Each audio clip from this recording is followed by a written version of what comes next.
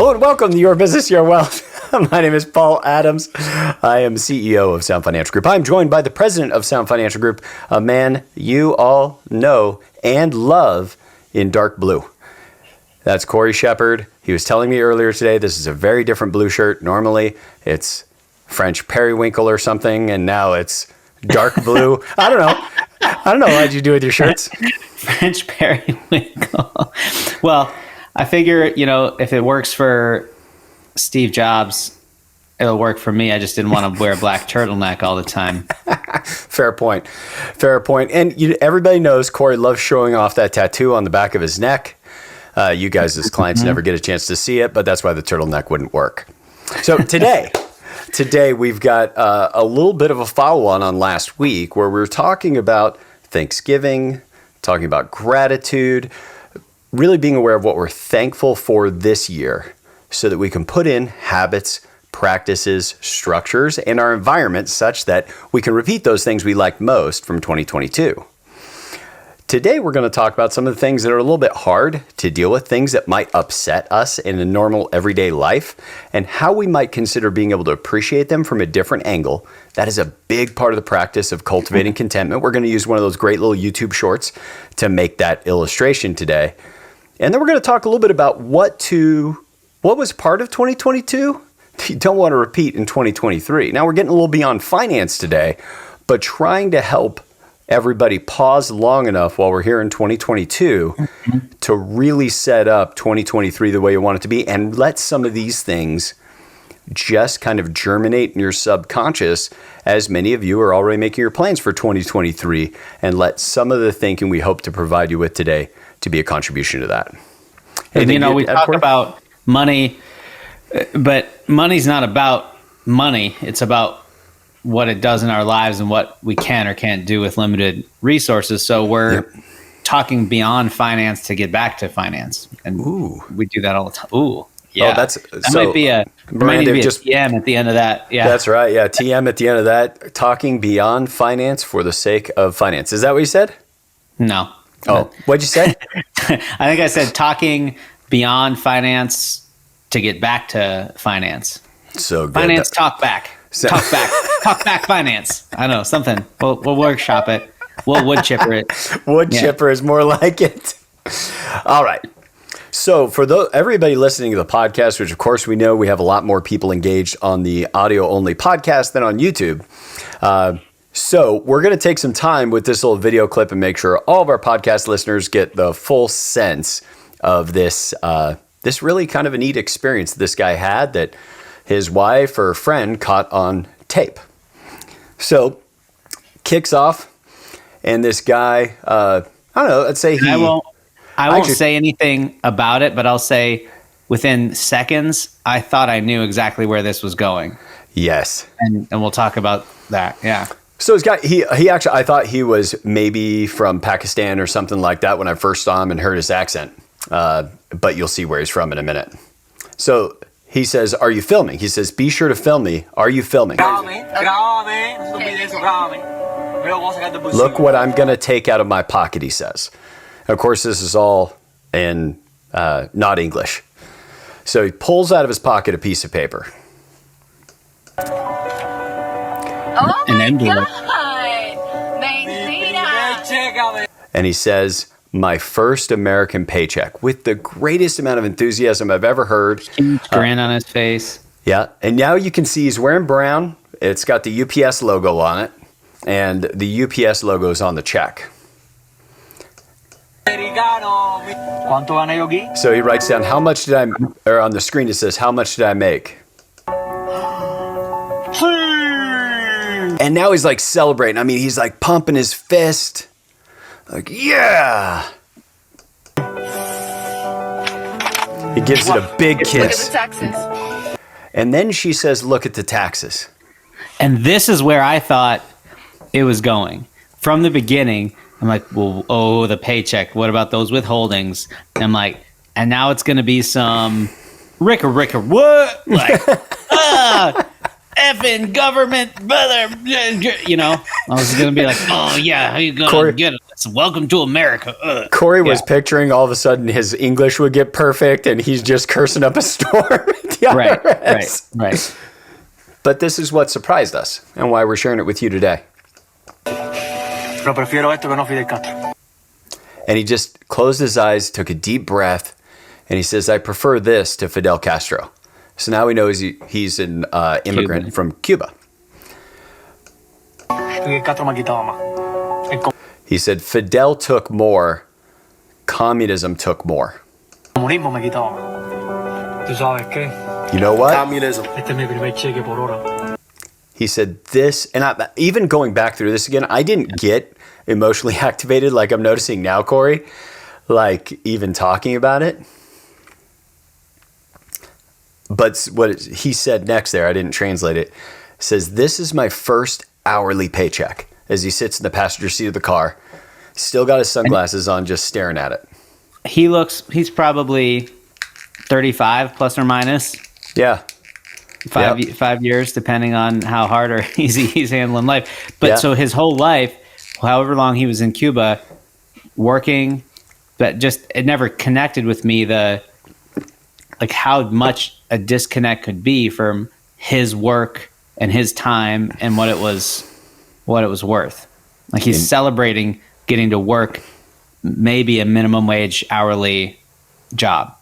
It's like incredible. Which incidentally, let me give a quick shout out to at Real Doc Rich, whose channel we took this from. He says, this is my first hourly paycheck. And he says, I feel every hour counted, that every hour has an importance in my life. And I know I can work hard for something. Now, the pause on this is, and why we talk about it in the context of cultivating contentment, is just consider how often it is easy to get pissed off about taxes. Yeah. To feel as though, you finished the workday and you didn't get as much done as you wanted. But to this man who may have never his entire life, he said, this is my first hourly paycheck. Meaning me had to do something to create this outcome of me getting this check. And I did it. And it is so easy to forget that for billions of people on this planet, that is not like something they can just go do. And here our teenagers get to go do it. And that we can be, disheartened, frustrated about taxes coming out, even be not totally happy with how the government chooses to spend those taxes, but at least we get a line item accounting of it, and it doesn't come out in a way that's invisible and completely inescapable, right? Like he experienced in communism. Like the withholdings of Fidel were worse than the United States federal government. Yep. Then he says, this is an emotion that I can't compare with anything because I never had it in my country. In Cuba, that emotion doesn't exist. Now, this is not an repudiation of Cuba or any other communistic government, although their own actions indict them. I'm just not meeting this as an indictment. This, I'd really like you to hear as a little bit of an indictment of how comfortable we are. And how easy it is to be frustrated or pissed off about little things that we enjoy as having, being an American, living in America privilege. And this guy never even had a chance to have this emotion before.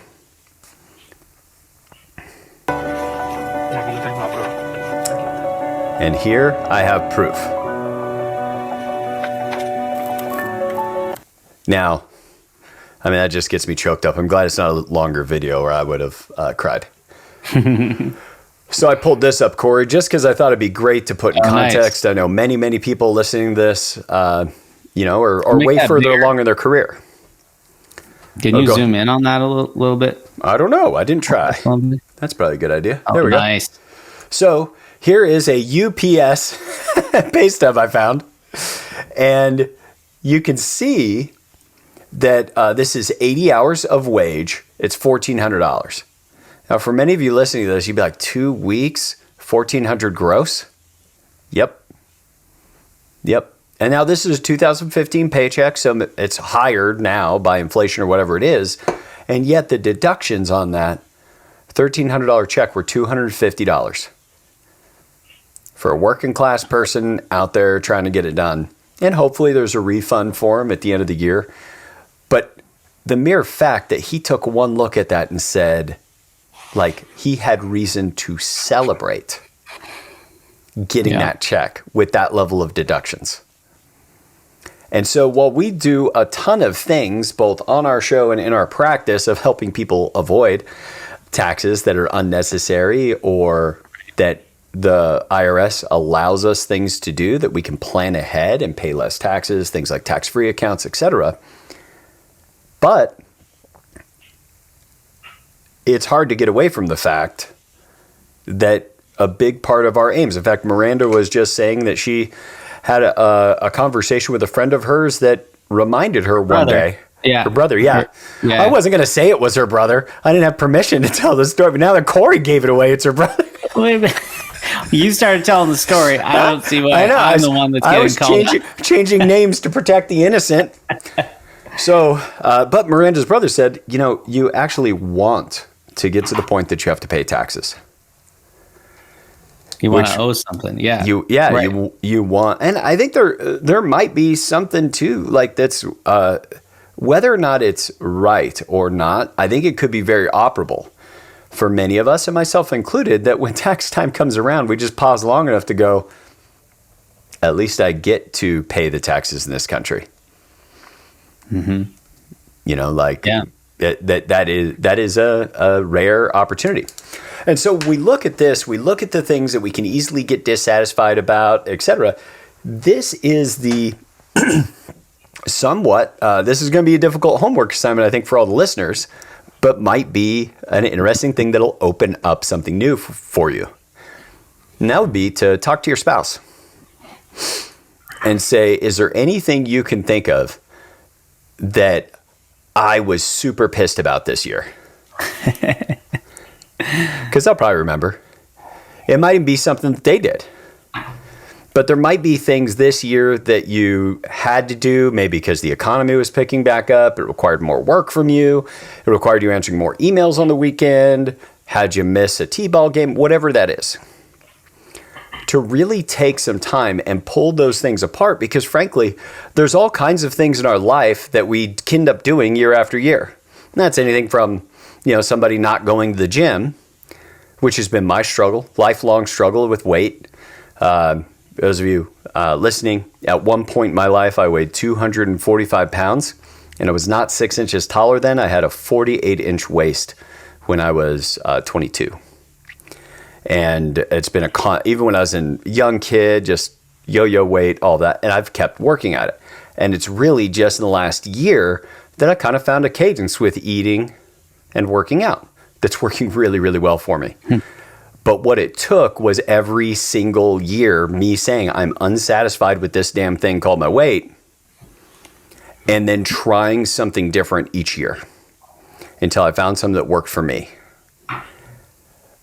That is, so now I'm 44. I've been working on that 22 years, and maybe now I've got something that's working for me, or has worked for a year. That, I think what happens too often to many, many, many people is they just quit before it's 22 years of working on it. Right. Yeah. Now yours might be the relationship with your spouse. Maybe it's going to be really important this next year to be like, we have intended to do date nights for the last decade, and we haven't done it. The taking, Corey's done an amazing job with his daughter of just making sure that there's activities and time for the two of them to spend together every single week. That's not normal. And of course, those things all change and modify as the kids get bigger. So your plans for 2023 might be a little different than they were able to be in 2022. Or the family gets bigger. And there's more of them in 2023 than there is in 2022. And there's a difference between, let's say, contentment and complete satisfaction. Meaning, you may not be happy with your weight. You have some things you want to be working on, but we can have contentment where we are now and still be working on a thing. And that's important, because otherwise, it's like Scott Adams talking about goals versus systems. A goal, you're in dissatisfaction. You're not achieving it every single moment until one day when maybe eventually you do, versus a system, you can be executing it perfectly. It can be working perfectly every single day, even if you haven't hit the goal yet that you would have set. Well, and maybe to speak to that just a little bit before we wrap, and thinking about your 2023, because I love that you brought up Scott Adams' goal versus systems. That's in his book, How to Fail at Everything and Still Win Big, I think. How to fail at nearly everything. Nearly everything and still win big. And the thing that's neat about the systems, if you guys don't get a chance to read that book, is you do have a goal. But use the goal not to strive for the goal. You use the goal long enough to sit down and build the system that you think. Set up the parameters for the system, yeah. And so that might be, like for me, one of mine is I just go to the gym 5 days a week. Now, in my case, this is not a gym where I have to produce the workout. The workout's already there. There's a group of people there already. The owner of the gym has already programmed all the workouts. So my system for working out is I just show up 5 days a week no matter how I feel. Short of an injury, I show up. Even with an injury, I show up, and they just make me modify whatever I'm doing to get around the injury. But I still get a workout. Now, for me, that's worked really well. And something I didn't realize about why it worked so well is when I missed one workout back in 2021 because I didn't sleep good. I love my sleep. I sleep really, really well almost all the time. I just had a bad night of sleep. And Kristen, my wife, went and told everybody there that I hadn't slept well, and so I was staying home to sleep. Corey, the rash. The way people made fun of me, like, Paul, do you need a nap? Like, I mean, just all friendly joshing, but it made me like, I'm not going to miss for that reason again. Now, if I missed because I didn't go by myself to the gym like I used to, nobody knows. So that's an example of I have a system, and that system comes with an environment that produces some kind of consequence to me that keeps my attention. You might have a system, might be the date night for spouses. Like, whatever we do, we leave the house for 2 hours every 2 weeks with each other. We leave, that's going to be our system. We might have to go shopping down the road. We're cars out of gas. It's all right, honey. We're walking. That's right. Yeah. Yeah. That would be a perfect idea for a system. Another system he talks about in that book is really simple. That if your commitment is I'm going to go to the gym X amount of days of the week, he says the only thing you got to do is walk in the door. And even he said that 2-3 times a year, he'll walk into the gym, walk in the door, and walk right back out. Walk right out. Yep. But he goes every time he commits to going. With your money, a money system might be something as simple as we're not even going to worry about budgeting. The first 6 months of the year, we're just going to sit down as a couple and look at what our spending was for the prior month. We're just going to look at it. Yep. Mm-hmm. Might be just a little baby step, new system, new habit. Trying to think of another one, Corey. Let's say you've got to do some business development. It's been, years of lockdown and people aren't quite out doing the things they used to do, et cetera. For you, it might be, I'm just going to go to every networking event I get invited to. Just get me out. That's going to be my system. If I'm available on the schedule, if somebody invites me, I'm going. You might have it with your spiritual development. It might be, I'm going to read my Bible or religious text of your particular interest. I'm going to go to church, and I'm just going to go to church every week. I'm just going to go. I'm going to pick a service time. I'm not going to pick the same church. I'm going to go to a church once a week or whatever those things are for you. You just get that little step, and a little system, a little something. Most of the time it will fit in your calendar and put you in the position that you have the highest likelihood of at least engaging this system. Now, Corey, as people consider this, step into it, talk a little bit about the reassessment, would you?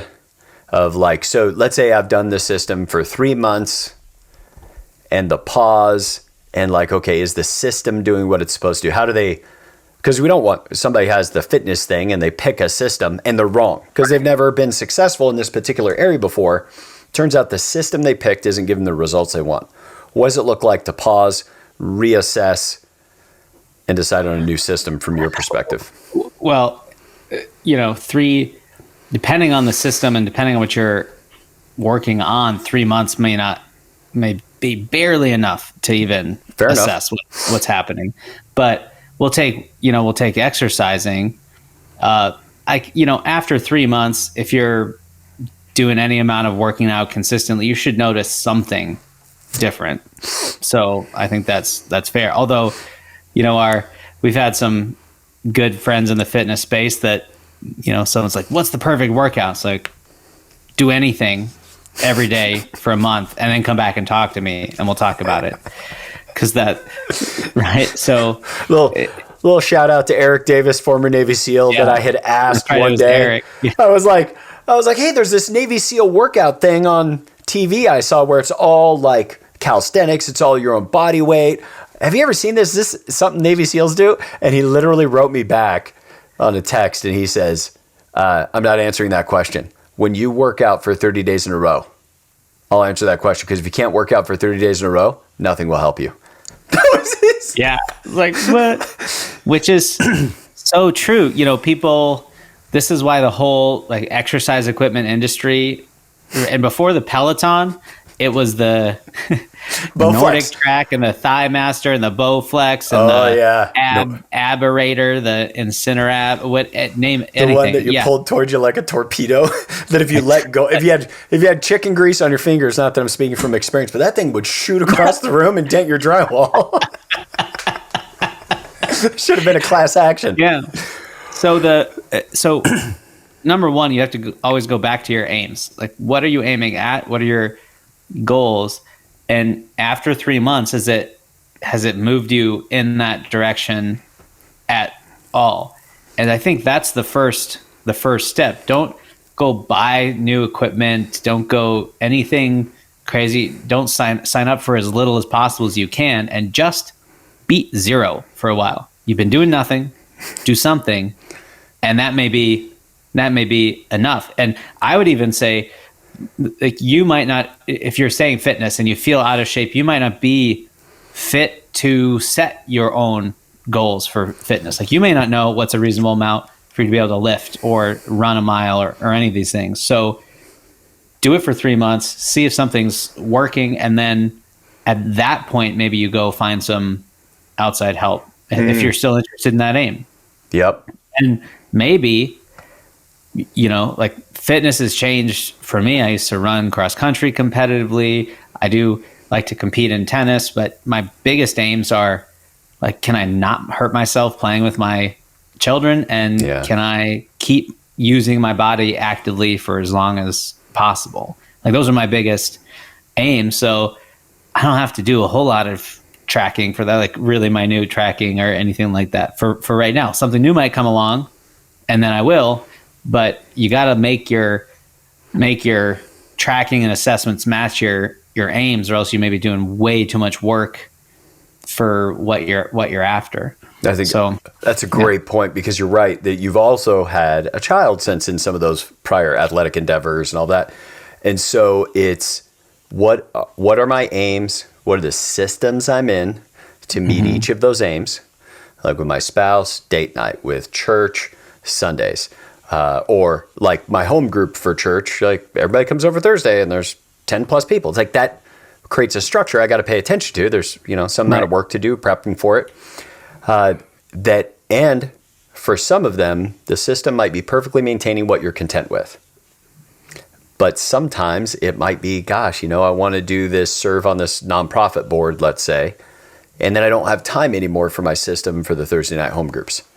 And then you'll see those kinds of things switch, because anytime you set up a new system, you have to assess, do I have the resources to put that in my calendar and do that thing once a month, once a week, whatever it is, and make sure you're assessing those resources properly so that as you revisit an aim, it might be it's like, oh, this fitness thing's working good. I'm working out for 3 months, but I think I need to change a food intake. And I don't know enough to do that. So that's when I'm going to go talk to one of my friends who's really fit, who knows something about it, who lost a lot of weight. Or I'm going to go get a professional. If anybody wants help with that, you want somebody that's tried almost everything, just call me, email me. Just tell me to listen to the podcast, and I'll be of best help as I can, at least point you in the direction of resources as a guy who struggled with his weight mightily for decades.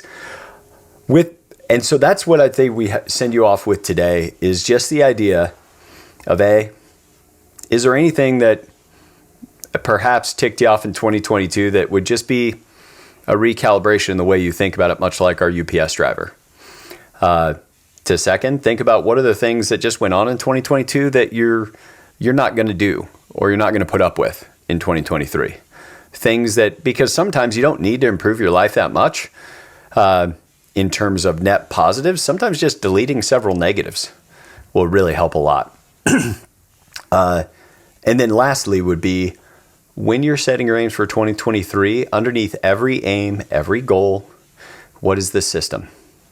What are the things that you could objectively answer to somebody outside of you, whether that's a spouse or just somebody who's a friend who's helping you with accountability, that you could say, I made this many phone calls. I went to the gym every day. I swept my floor, made my bed, whatever's your system. Can you objectively see it so that you can know whether or not you did it? Because then all you have to do is that system every single day, and you don't have to be out in the 20 or 30-year future fitness, financial, or marriage goals. You just do the things right now that are serving it, invent that system, execute on the system, revisit the system in the future when you're ready to see if you can increase your performance. That's it. And there's a lot less to it than a bunch of the psychological stuff and get your mind right and all of that. I would highly encourage anybody who wants to take on a different look in 2023 to pick up Scott's book.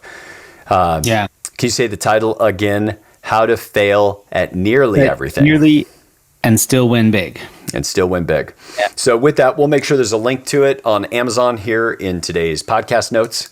And with that, Corey, I want you to know Corey especially, more than anybody else at Sound Financial Group, hopes that this episode has been a contribution to you being able to design and build a good life.